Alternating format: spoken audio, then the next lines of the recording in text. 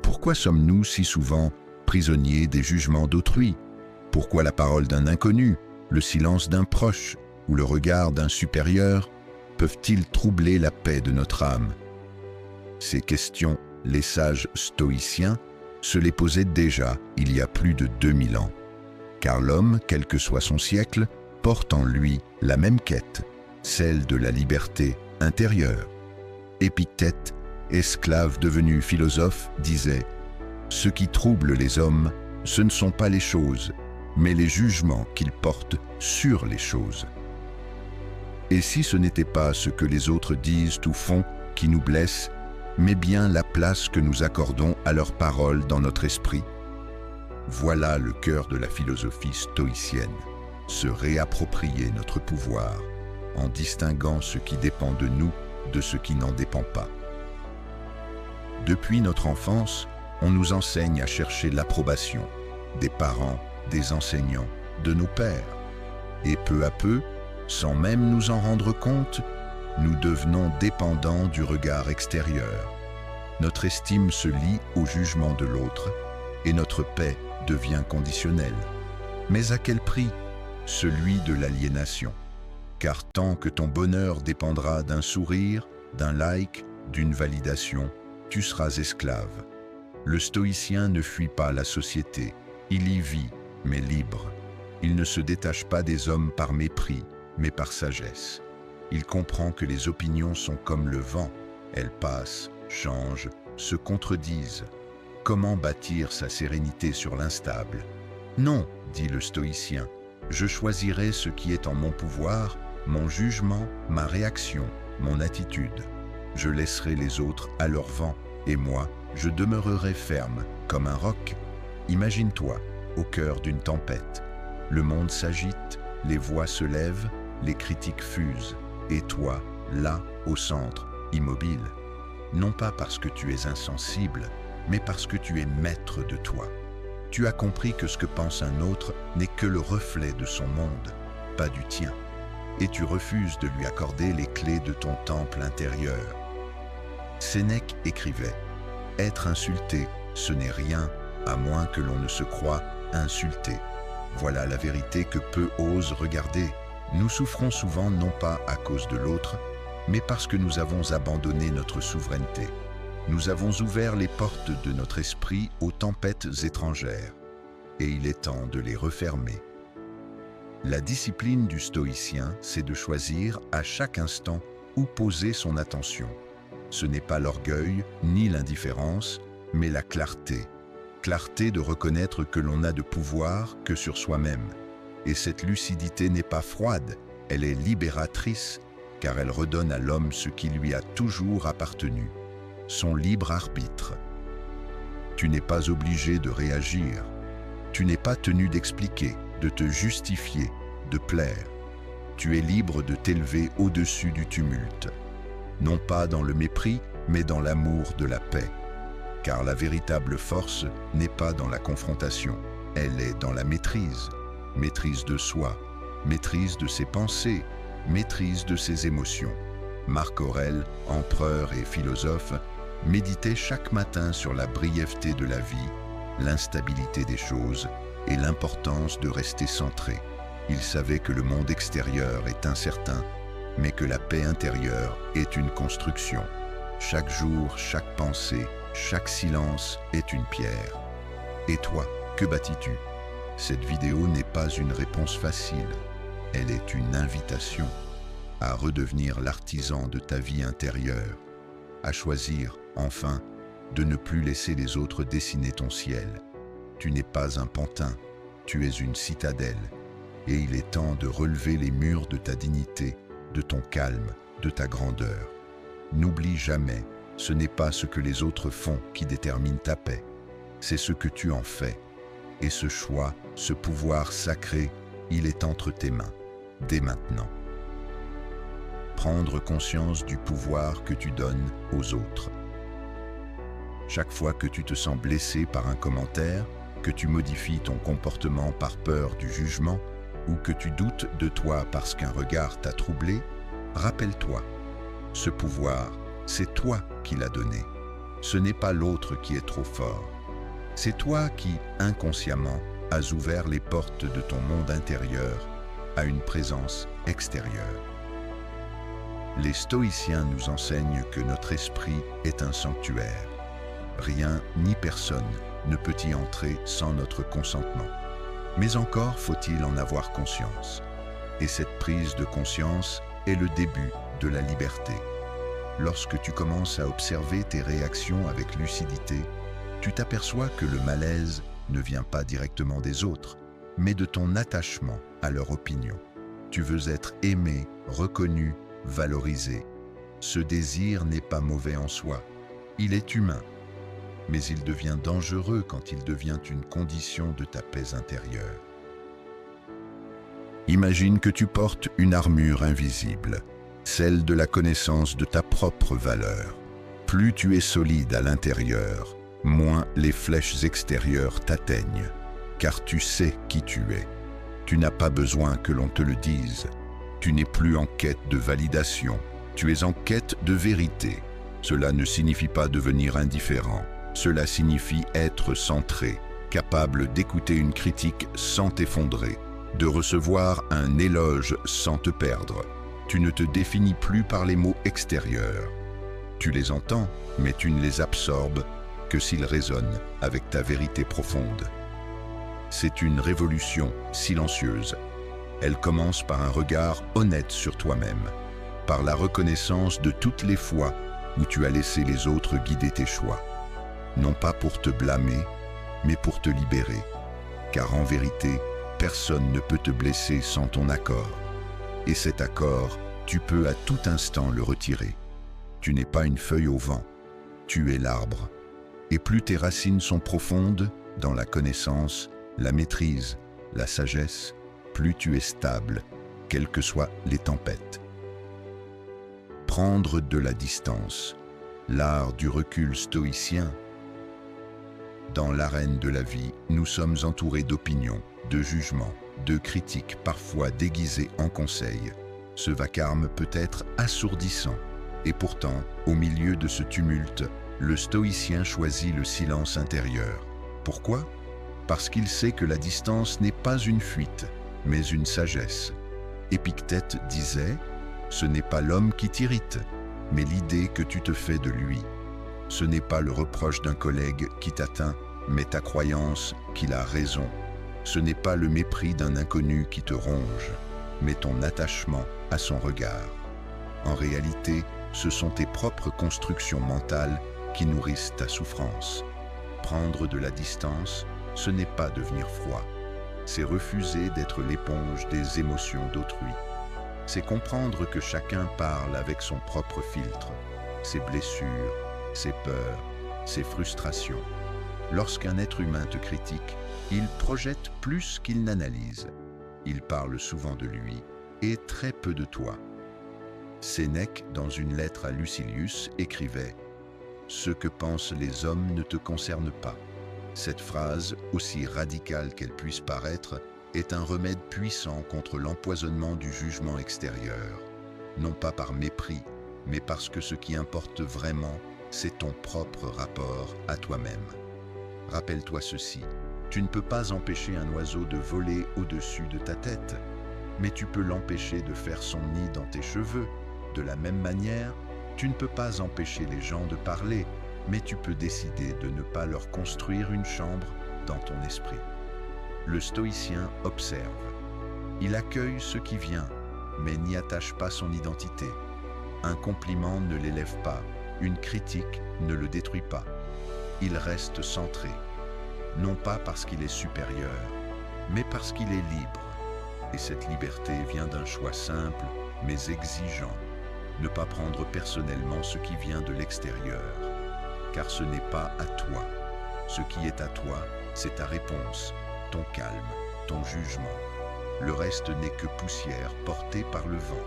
Dans ta journée, combien de fois t'es-tu senti agacé, irrité, blessé par les autres? Pose-toi cette question. Était-il vraiment en cause?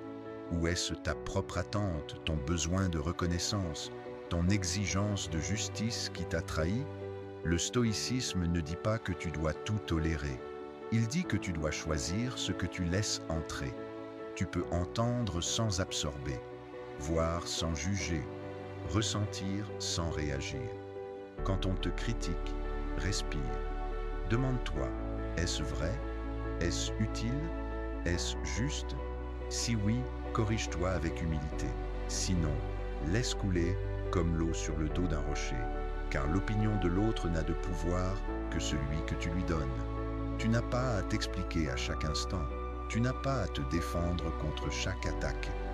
Le sage connaît sa valeur, et elle ne dépend pas du volume de ceux qui le contestent. Rien ne t'oblige à réagir. Réagir, c'est souvent perdre sa souveraineté. Le vrai pouvoir est dans le choix du silence, dans la retenue maîtrisée, dans l'élégance de l'indifférence choisie. Rappelle-toi, ce n'est pas la mer qui fait couler le bateau, c'est l'eau qui y entre. Ce n'est pas le monde qui te trouble, mais ce que tu laisses pénétrer en toi. Alors ferme les écoutilles, non par rejet du monde, mais par respect de ta paix. L'art du détachement, se libérer sans fuir. Il existe un malentendu tenace autour du mot détachement. Beaucoup l'associent à l'indifférence, à la froideur, voire au rejet du monde. Mais les stoïciens, eux, nous proposent un détachement bien différent. Un détachement intérieur, empreint de lucidité, de paix et de responsabilité. Marc Aurèle écrivait dans ses Pensées pour moi-même: « Attache-toi à ce que tu fais, mais ne te laisse pas enchaîner par ce que tu ressens. » Être détaché, ce n'est pas cesser d'aimer, c'est aimer sans posséder. Ce n'est pas ne plus rien ressentir, c'est ne pas être l'esclave de ses ressentis. Ce n'est pas fuir les autres, c'est ne pas leur confier les clés de ton équilibre intérieur. Dans un monde où tout change, s'attacher à l'opinion d'un autre, à une validation extérieure, à un rôle social, c'est bâtir une maison sur du sable. Le détachement stoïcien t'apprend à rester stable dans l'instabilité, à ne pas te laisser emporter par ce qui fluctue. Regarde la mer, le vent souffle, les vagues montent, puis redescendent, mais le fond reste intact. Le détachement, c'est ça, habiter le fond plutôt que la surface. Ne pas réagir à chaque vague, ne pas t'identifier à chaque ressac émotionnel. Ce n'est pas se retirer du monde, c'est se retirer de la dépendance intérieure au monde. Tu peux être présent, engagé, aimant, et pourtant libre. Libre de ne pas plier sous le regard d'autrui, libre de ne pas souffrir inutilement à cause de ce qui t'échappe, libre d'être toi indépendamment de l'écho extérieur. Sénèque disait « L'homme sage ne se laisse pas emporter par le bonheur, ni abattre par le malheur. Il est maître de lui dans tous les cas. » Le détachement est un acte de puissance, pas de repli. Il signifie que tu sais distinguer ce qui t'appartient, ton effort, ton intention, ta présence, de ce qui ne t'appartient pas, les réactions, les critiques, les aléas. Quand tu entends une critique, observe-la. Ne la laisse pas entrer sans filtre. Demande-toi, cela vient-il nourrir ma croissance? Si oui, prends. Sinon, refuse. Car le détachement, c'est le droit de dire « je ne prends pas ça », pas par orgueil mais par sagesse. Imagine-toi au sommet d'une montagne. En bas, les voix s'agitent, les peurs s'expriment, les jugements pleuvent. Mais toi, tu es là-haut, tu entends, tu vois, mais tu n'es plus emporté. Tu es témoin, non prisonnier. C'est ça, le détachement, rester dans le monde sans se fondre en lui. Être dans la tempête sans qu'elle t'habite. Pratique ce détachement dans les petites choses. Ne cherche pas à convaincre celui qui ne veut pas entendre. Ne te justifie pas face à l'injustice banale. Ne donne pas ton énergie à ce qui ne nourrit pas ta paix. Et surtout, ne sacrifie pas ta liberté intérieure sur l'autel de l'approbation extérieure. Car plus tu t'attaches à l'image, à la reconnaissance, au regard des autres, plus tu souffriras à chaque variation. Le détachement stoïcien t'invite à te relier à toi-même, à ancrer ton équilibre dans ce qui est immobile. Ton intention, ta vertu, ta lucidité. Tu n'as pas à devenir froid, tu as à devenir solide. Tu n'as pas à fuir les gens, tu as à cesser de te perdre en eux. Le détachement est un chemin de reconquête, celui par lequel tu reprends possession de ton âme, non pour la fermer, mais pour l'ouvrir en conscience, car celui qui s'appartient vraiment n'est plus vulnérable à l'agitation du monde. La maîtrise de soi, la vraie puissance. Dans un monde qui glorifie la vitesse, la réaction immédiate, les émotions à vif, la maîtrise de soi peut sembler désuète. Mais aux yeux du stoïcien, elle est l'expression suprême de la puissance intérieure. Là où certains crient pour exister, le stoïcien reste silencieux pour préserver sa paix. Là où d'autres se débattent dans l'émotion, lui choisit la clarté. Épictète disait « Aucun homme n'est libre s'il ne sait pas se maîtriser. La véritable liberté ne consiste pas à tout dire, tout faire, tout ressentir sans filtre. Non, elle consiste à choisir ce que tu laisses entrer en toi, ce que tu décides d'exprimer, ce que tu choisis de taire. La liberté n'est pas le chaos, c'est l'harmonie volontaire. Maîtrise-toi et tu cesseras d'être esclave, esclave de ta colère, esclave de ton impatience, esclave de ton besoin de plaire, esclave de ta peur d'être rejeté. La maîtrise de soi n'est pas un renoncement, c'est une affirmation, celle que tu es plus grand que tes impulsions, que tu n'es pas régi par les circonstances extérieures, mais par un principe intérieur, plus élevé, plus calme, plus fort. Ce principe, les stoïciens l'appellent la raison droite. C'est cette voix en toi qui sait ce qui est juste, bon, digne, même quand tout vacille. C'est elle que tu écoutes quand tu refuses de répondre à une provocation, non par faiblesse, mais par grandeur. Quand tu gardes le silence face à une injustice, non par lâcheté, mais parce que tu choisis le bon moment pour agir. Quand tu ne te venges pas, parce que tu refuses de devenir ce que tu combats. Marc Aurèle écrivait « Le plus puissant est celui qui reste maître de lui-même ». La société valorise le pouvoir sur les autres. Le stoïcien valorise le pouvoir sur soi, car il sait que dominer autrui sans se dominer soi-même, c'est bâtir un empire sur du sable, tandis que celui qui règne sur ses pensées, ses paroles, ses actions, possède un royaume intérieur inébranlable.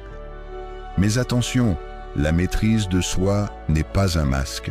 Ce n'est pas de la froideur ni de l'hypocrisie. C'est une forme d'amour lucide, un amour de la paix, un respect de soi, une exigence profonde. Quand tu te maîtrises, tu choisis de ne pas te laisser voler ta joie par une humeur passagère, de ne pas salir ta parole par la colère, de ne pas te rabaisser à des réactions automatiques, et tu découvres alors une paix nouvelle, celle d'avoir agi selon ta conscience et non selon l'émotion. Car ce que tu gagnes en te maîtrisant, c'est ta dignité. Tu n'es plus une feuille au vent, tu es l'arbre enraciné. Tu n'es plus la proie des circonstances, tu deviens leur maître. Les stoïciens ne fuyaient pas les émotions. Ils les observaient, les comprenaient, puis les orientaient. La maîtrise de soi, c'est justement ça, ressentir pleinement, mais agir sagement. Ce n'est pas être insensible, c'est ne pas être dominé. Pose-toi cette question. Que contrôles-tu vraiment dans ce monde? Pas le comportement des autres, pas les événements, mais ton attitude, ton interprétation, ta réponse. Et c'est suffisant, car en maîtrisant cela, tu maîtrises tout ce qui compte.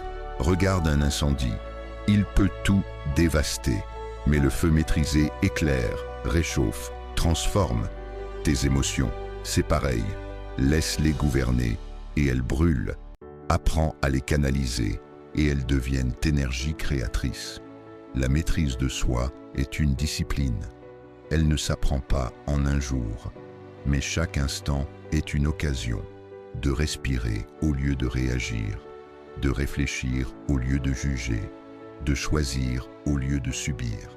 Et avec le temps, tu deviendras ce que les stoïciens appelaient un sage.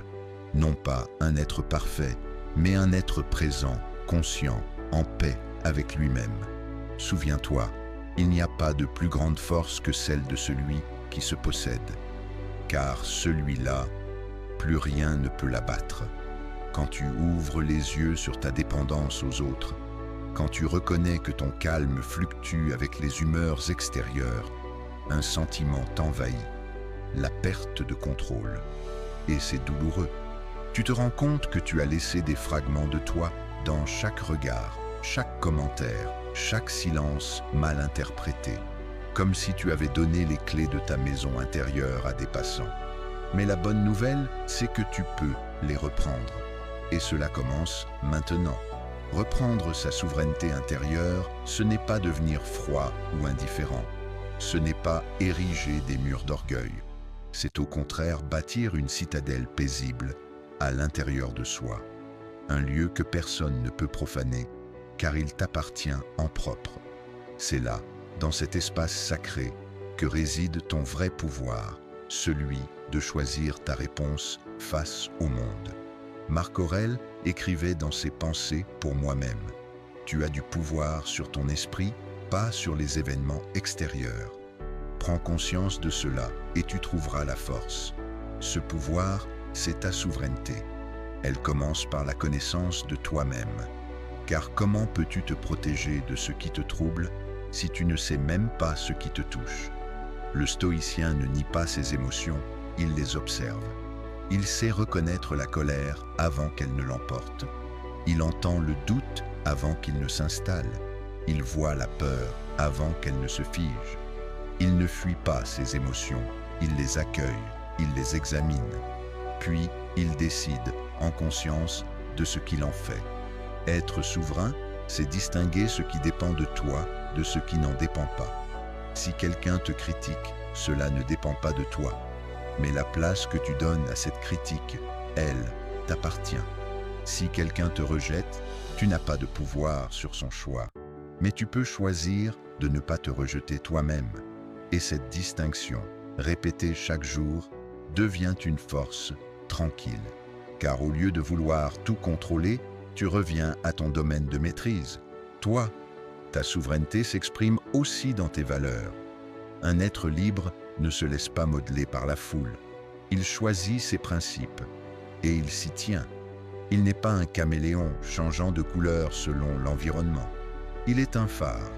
Il éclaire, il tient, il guide. Et même quand la mer est déchaînée, il reste allumé. Il sait pourquoi il agit. Il sait ce qu'il veut incarner. Cela demande de la discipline. Pas la discipline punitive, mais celle qui élève. Celle qui forge une âme forte. Se lever chaque matin et décider de ne pas se laisser emporter par les opinions volatiles, c'est un acte de courage. C'est un acte de souveraineté. Et si parfois tu échoues, car tu échoueras, n'oublie pas. Le but n'est pas la perfection, mais le retour à toi, le retour au centre. Chaque chute est une leçon. Chaque émotion débordante est une occasion de mieux te comprendre. Et chaque jour, tu peux recommencer. Reconstruire ta souveraineté, c'est redevenir un être entier. C'est ne plus vivre éclaté entre les attentes des uns et les jugements des autres.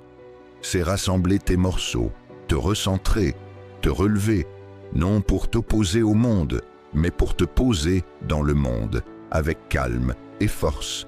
C'est ce qu'Épictète appelait la liberté intérieure, celle qu'aucun maître ne peut enlever, celle qu'aucun système, aucune époque, aucune critique ne peut briser. Et cette liberté n'est pas une utopie, elle est un choix, un engagement, une pratique. Aujourd'hui, choisis de te reconstruire, non à partir du bruit extérieur, mais à partir de ton silence intérieur. Choisis la stabilité, choisis la conscience, choisis la souveraineté, car le monde changera, les gens changeront, les circonstances aussi. Mais si tu bâtis ton monde intérieur sur ce qui est éternel en toi, ton jugement, ta volonté, ta raison, alors tu ne seras plus jamais à la merci des autres. S'entraîner chaque jour à l'indépendance émotionnelle. La souveraineté intérieure n'est pas un état qu'on atteint une fois pour toutes. Elle n'est pas un sommet que l'on gravit un jour et qui nous garantit une vue dégagée à jamais. Non, elle est un chemin quotidien, une discipline de l'esprit, un art de vivre qui se cultive à chaque instant. Et c'est cela, l'indépendance émotionnelle, non pas l'insensibilité, mais la maîtrise.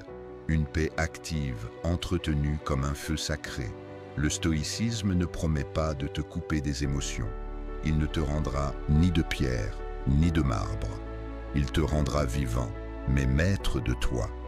Tu ressentiras encore la tristesse, la colère, la peur, mais ces émotions ne t'entraîneront plus. Elles seront comme des nuages, tu les verras passer sans t'y attacher. Alors, comment s'exerce cette indépendance? Par des gestes simples, répétés, enracinés dans la conscience. Premier, l'exercice du matin, se préparer au monde. Marc Aurèle commençait chaque jour par une méditation. Aujourd'hui, je rencontrerai l'ingratitude, la malveillance, l'arrogance, l'injustice. Non pas pour se décourager, mais pour se préparer. Car si tu sais que la tempête peut venir, tu ne seras pas surpris par la pluie. Chaque matin, rappelle-toi que le monde extérieur ne t'appartient pas, que les réactions des autres ne te définissent pas. Dis-toi, je vais agir selon mes principes, non selon leurs humeurs. Deuxième, la pause de la raison. Observer avant de réagir. Quand l'émotion monte, quand l'attaque surgit, le réflexe est de répondre. Mais l'indépendance émotionnelle commence là, dans la pause. Cette respiration entre stimulus et réponse.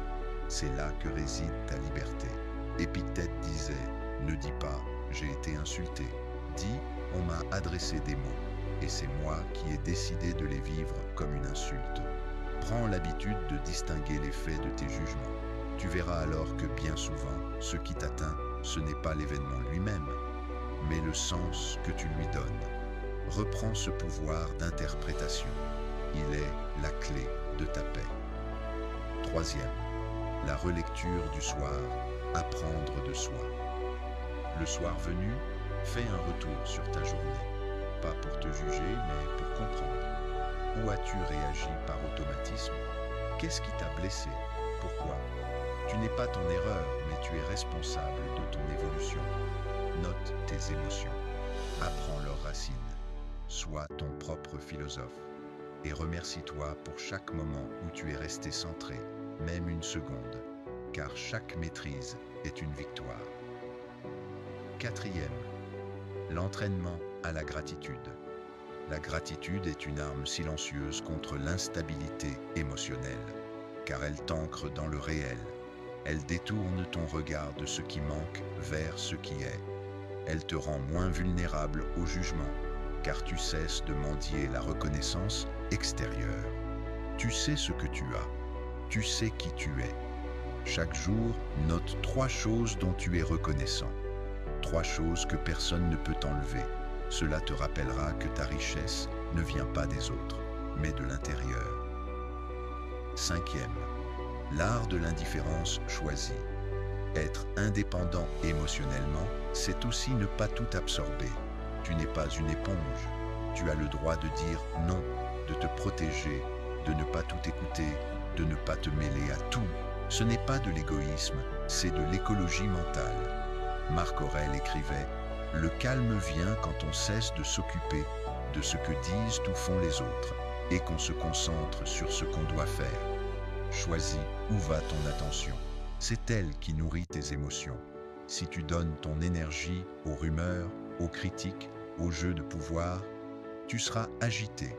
Mais si tu la donnes à ta mission, à ta paix, à tes valeurs, tu deviendras inébranlable. L'indépendance émotionnelle n'est pas une muraille. C'est une charpente intérieure. Elle ne t'éloigne pas du monde, elle t'y ancre solidement. Elle ne t'empêche pas d'aimer, de t'investir, de t'ouvrir, mais elle te donne le choix de ne pas subir, le choix de ne pas réagir par réflexe, le choix de rester toi, même quand tout vacille autour. C'est un entraînement, comme un muscle. Plus tu l'exerces, plus il devient fort. Et un jour, Tu réaliseras que ce qui te faisait tomber hier ne te fait plus trembler aujourd'hui. Ce jour-là, tu ne seras pas devenu un autre. Tu seras devenu toi-même pleinement. Tu es arrivé jusqu'ici. Tu as écouté, réfléchi, peut-être même ressenti un écho au fond de toi. Ce n'est pas un hasard, car si ces mots résonnent, c'est qu'une part de toi sait déjà. Elle sait que tu n'as plus envie d'être ballotté par les jugements, les critiques, les attentes. Elle sait que ta paix est trop précieuse pour être livrée aux mains des autres. Les stoïciens n'étaient pas des sages détachés du monde. Ils étaient soldats, empereurs, esclaves, pères de famille. Ils vivaient les tempêtes de l'existence, comme toi. Et malgré tout, ils ont choisi de cultiver en eux une citadelle intérieure, imprenable. Tu peux faire ce choix, toi aussi. Tu peux décider dès aujourd'hui de revenir à toi, de ne plus réagir par automatisme, de ne plus chercher l'approbation, de poser un regard lucide et apaisé sur le monde, de bâtir une vie guidée par la vertu et non par la validation. Alors oui, ce chemin demande du courage, de la rigueur, mais il offre en retour la chose la plus rare et la plus belle, la liberté d'être soi. Une liberté que personne ne peut ôter, pas même l'injustice, pas même le rejet, pas même la peur. Et maintenant, c'est à toi d'agir. Si ce message a touché quelque chose en toi, abonne-toi. Non pas pour flatter un chiffre, mais pour faire de cette chaîne un espace de réflexion, de force intérieure, de vérité. Laisse un commentaire, partage ton expérience, une victoire, une blessure, une prise de conscience. Ce que tu écris pourrait éveiller quelqu'un d'autre, car nous avançons ensemble. Et surtout, partage cette vidéo à une personne qui en a besoin, un ami, un proche, un inconnu. Tu ne sais jamais à quel point un mot, une idée, peut semer une graine, car au fond, ce n'est pas une vidéo, c'est un rappel que tu n'es pas obligé de plier, que tu peux tenir debout, que tu peux vivre libre, même au cœur du tumulte. La dernière chose que je veux te dire est celle-ci. Tu es le gardien de ta paix. Ne laisse personne d'autre emporter la clé. Merci de m'avoir écouté. Et souviens-toi, ce que tu contrôles, c'est toi. Et c'est amplement suffisant pour transformer ta vie. Merci.